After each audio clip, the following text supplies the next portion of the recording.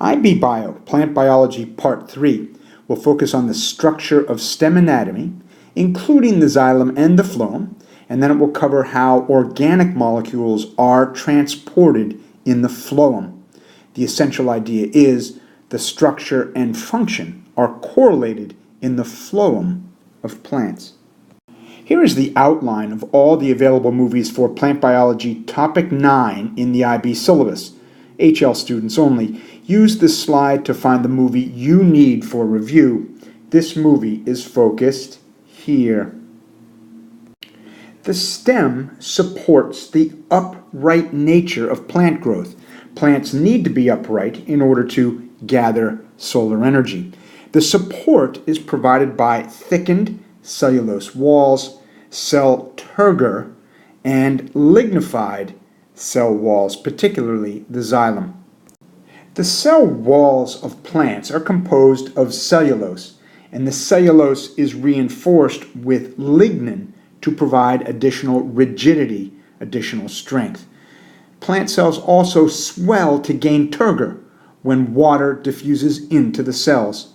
So plants are supported by thickened cellulose walls, cell turgor, and lignified cell walls, particularly the xylem. The stem of a young plant would appear like this in cross-section. The vascular bundles, seen here and here and here, are the xylem and phloem vessels running the length of the plant, as you can see here. The xylem transports water from the roots to the leaves, while the phloem transports organic compounds, such as sucrose, to any location where there are living cells. Here are cross-sections of leaves, stems, and roots. The stem has vascular bundles where xylem and phloem vessels can be found. Once again, we can see the cross-sections of leaves, stems, and roots, and the tissue layers are identified by color. I'll let you study this on your own. Now, vascular tissue has been the focus of movies 2 and 3 in this plant biology series, but in this slide, I want to note the locations of actively dividing tissue called meristematic tissue. Meristematic tissue is found at the tips of plants here and here. The plant grows in length with apical meristem at the shoot tip and root tip. As well, there is meristematic tissue that lies between the xylem and phloem in the stem. The plant grows in width with lateral meristem. Meristematic growth provides for indeterminate growth in plants. Here are our first two IB syllabus statements. Draw the structure of primary xylem vessels in sections of stems based on microscope images. Identify xylem and phloem in microscope images of stem and root. This movie covers stem. Plant Biology Part 5 covers the root. Here is a diagram of a stem cross-section. You can see a ring of vascular bundles. The xylem transports water from the roots to the leaves. The phloem transports organic compounds, sugar mostly, to the living cells anywhere in the plant. The phloem translocates organic molecules to living cells anywhere in the plant. The epidermis is protective tissue. Here is a photograph of the cross-section of the stem of a plant known as a dicot. You can see the ring of vascular bundles, each composed of phloem here and xylem here. The cambium is an actively dividing layer of cells. This is the lateral meristem, of which I've already spoken. The cambium allows for indeterminate growth in width. Here is a more magnified photograph of a portion of a dicot stem. We can see only one vascular bundle. The phloem translocating sugar is here, while the xylem transporting water is here. And here is the lateral meristem, known as the vascular cambium. Meristematic tissue in plants is actively dividing tissue, allowing for indeterminate growth. It is from this layer that the stem grows in width. Here is a nice diagram showing the relative position of the xylem and the phloem in a stem. The xylem to the middle of the stem and the phloem to the outside. In cross-section, you can see the vascular bundles with the vascular cambium, the meristematic tissue, lying between the phloem on the outside and xylem to the inside. In the longitudinal section on the right, you can see the phloem, you can see the cambium, and you can see the xylem. Here is a schematic diagram of a dicot stem with 4 vascular bundles. The phloem is here, and the phloem is shown here translocating organic molecules. The xylem is here, and here transporting water. The protective epidermis is nicely shown, while the ground tissue, the supporting tissue, is composed of various cell types named for the nature of their thickened cell walls.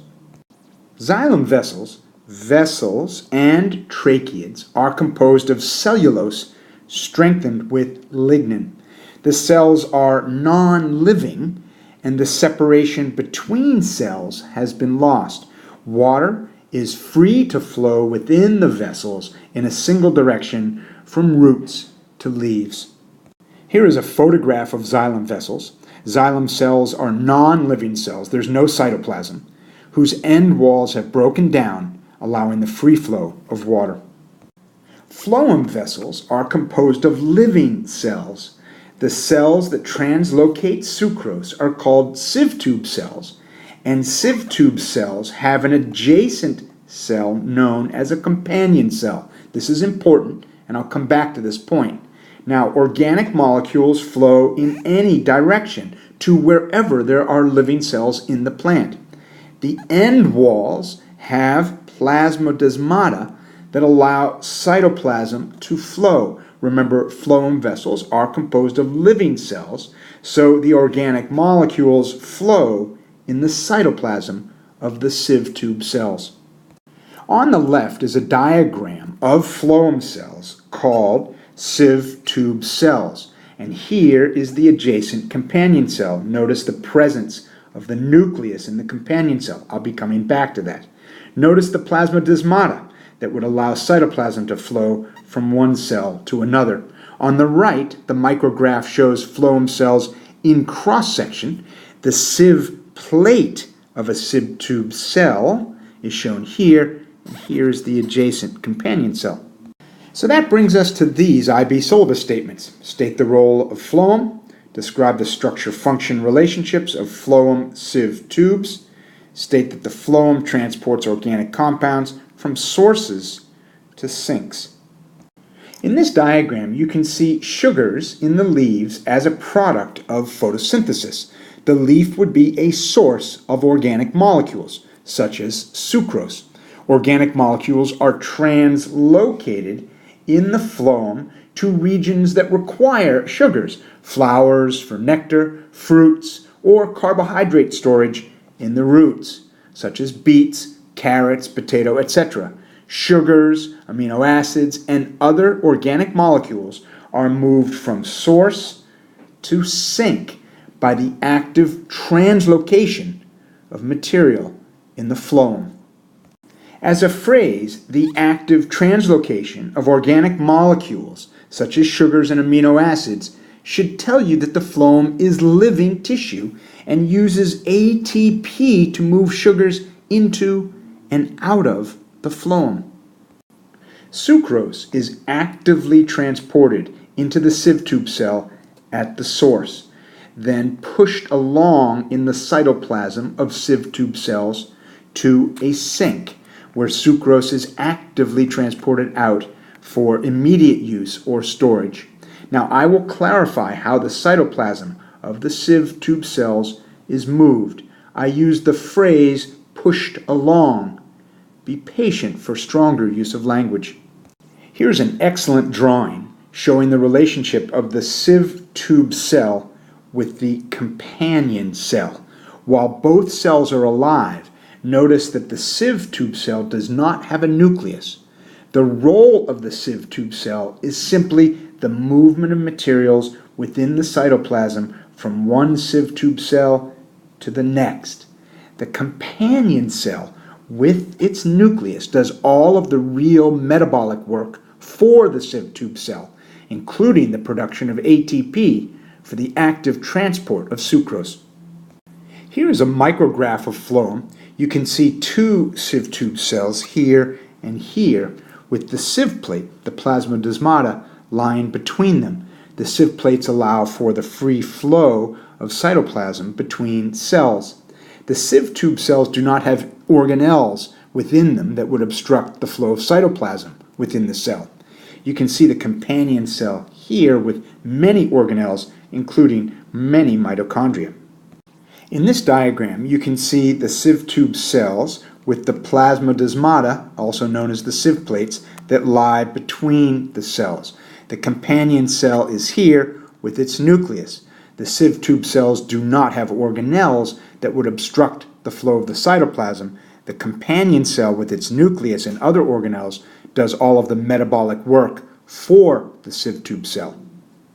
One more diagram of phloem. Sieve tube cells are absent of most organelles, thus allowing for the unobstructed flow of cytoplasm within the cell. The sieve plates, the Plasmodesmata, allow for the unobstructed flow of cytoplasm between cells. The cytoplasm carries organic compounds. The companion cells, with the full complement of organelles, including a nucleus, provides for the metabolic needs of the sieve tube cell, including ATP. Active transport is critical to the loading of sucrose into sieve tube cells. The transport of sucrose into the sieve tube cell is what's called a co-transport system. ATP is hydrolyzed to pump hydrogen ions out of the cell, and then hydrogen ions along with sucrose are moved into the sieve tube cell by facilitated diffusion. So if you've been thinking as I've been moving through the last 10 slides or so, I've been providing the detail on structure-function relationships of phloem sieve tubes. I'll let you read the first 4 statements on your own. I've covered all of these orally, but the last statement I've not mentioned. Let me read it. Rigid walls of the sieve tube cell allows for the buildup of hydrostatic pressure. I've not mentioned hydrostatic pressure, but I will be as I get into the physiology of cytoplasm movement in sieve tube cells. So that brings us to this big IB syllabus statement. Explain the translocation of organic compounds in the phloem, including active transport, osmosis, and hydrostatic pressure. The translocation of sugars within the sieve tubes occurs according to the pressure flow hypothesis, and this drawing of mine should help. Sugars are actively moved from their source, the leaf, into the phloem. ATP is required, provided by the companion cell. With the increase in sugar solute within the sieve tube cell, water flows in by diffusion. This builds up high water pressure, known as hydrostatic pressure, here. Now let's go to the sink, the location where the sugars must go. The sink could be up or down the plant, the stem, root, flower, or apical meristems. Sugar is actively transported out of the sieve tube cell. The solute concentration of the sieve tube cell decreases, and water flows out of the sieve tube cell. Thus, there is low hydrostatic pressure here, due to the high hydrostatic pressure near the source and the low hydrostatic pressure near the sink. The cytoplasm of the sieve tube cells flows from source to sink. Once again, sugars are actively moved from their source, the leaf, into the phloem. As the solute increases in the sieve tube cell, water flows in by diffusion. High hydrostatic pressure here. Now let's go to the sink, the location to which the sugars must go. Sugar is actively transported out of the sieve tube. The solute concentration of the sieve tube cell decreases, and water flows out of the cell. Low hydrostatic pressure here. Due to the high hydrostatic pressure near the sugar source and the low hydrostatic pressure near the sugar sink, the cytoplasm of the sieve tubes flows from source to sink. Here is the source location of organic compounds in a plant, and here are various sink locations for organic compounds in a plant. Keep in mind that flowers would be a sink in the production of nectar. Here is another sink location for organic compounds in a plant. And here is another diagram showing the translocation of sucrose in the phloem. I'll let you study this diagram on your own. In these statements, the translocation of sucrose in the phloem is explained using language direct from the IB syllabus. I've already explained translocation of organic molecules in the phloem, so you can stop the movie now and study this slide on your own. And that brings us to the last IB syllabus statement of the movie. Analyze data from experiments measuring phloem transport rates using aphid stylets and radioactively labeled carbon dioxide. Scientists have struggled to study the translocation of sugars within the phloem because the cells are living and are easily damaged upon investigation. One curious investigative approach has been to use insects that can insert their stylus into the phloem, seen here more highly magnified. The insects can withdraw sap without damaging the phloem in the process. Then scientists cut the insect in half, leaving the stylus inserted in the phloem, and phloem sap oozes out. Thus the sap and the rate of flow can be studied. Various methods of studying translocation of sucrose in the phloem have been used. The release of sap from the cut stylets of insects, where the stylet is inserted into the sieve tube, the use of radioactive tracers from the leaf, and ringing experiments where the plant phloem is cut completely around the stem, thus preventing the flow of sugars to lower regions of the plant. In these images, you can see an insect having inserted its stylet into the phloem. In this image, we have a micrograph of the stylet inserted into the phloem. And if the insect seen here is cut away from the stylet continues to ooze phloem sap. The rate of phloem flow can be measured. If a plant is exposed to a radioactive carbon source, carbon-14 in carbon dioxide, and the carbon-14 is taken up and transformed into sucrose and then moved along the phloem, the movement can be traced. The rate of movement can be measured. You can see in this lower image the uptake of carbon-14 in carbon dioxide. Then the radioisotope is monitored in its movement along the stem all the way to the roots. Here is a unique method where radioactive carbon dioxide is taken up by the plant. Then the rate of phloem movement is measured by the time and distance for the radioactivity to reach certain aphid colonies positioned along the stem, insects that exude the radioactive sap.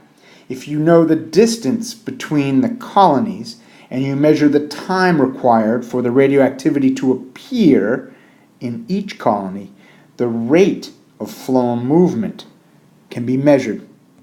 And lastly, ringing experiments have been conducted. If you cut the phloem tissue all the way around the plant, phloem flow is stopped, and this would serve to kill a plant as the roots can no longer have access to the vital organic compounds like sugars. But if small sections of phloem are left, the quantity of sugars moving through the strip can be correlated against the width of the strip.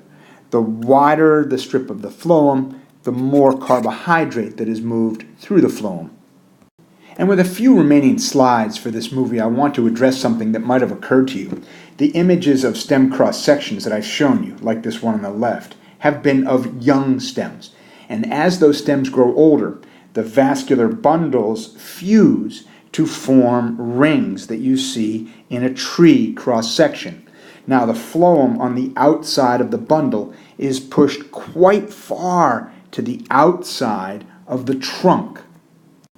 As stems grow older, the vascular bundles fuse into rings, and with each year of growth, the vascular cambium located here forms a layer of phloem to the outside, it's very narrow, and a layer of xylem to the inside, and we see those layers as rings.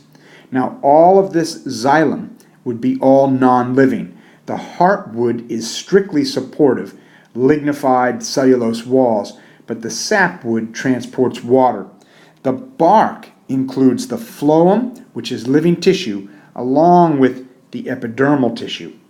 Here's a nice image. The vascular cambium, located here, forms new layers every year. Xylem to the inside and phloem to the outside. A tree's age can be determined by the number of rings, and the bark is composed of living phloem and protective epidermis. This tree is approximately 20 years old. I'll allow you to count the rings to verify that. At this time in the life of the tree experienced 3 or 4 warm, wet years because the rings are quite wide.